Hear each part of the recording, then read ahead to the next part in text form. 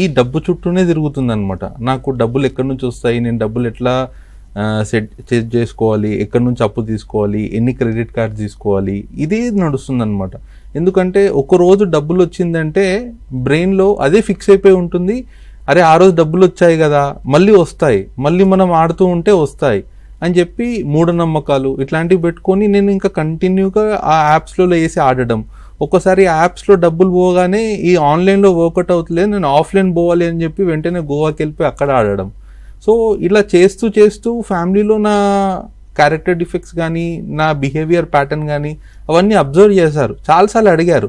కానీ నేను కప్పిపించుకుంటుండే అనమాట. ఎందుకు అంటే నార్మల్గా వేరే అడిక్షన్ అయితే దొరికిపోతుండే, కానీ ఇదేంటి అంటే లైక్ ఒక బ్రెయిన్ డిసార్డర్ లాంటిది కాబట్టి వాళ్ళు కనిపెట్టలేకపోయారు.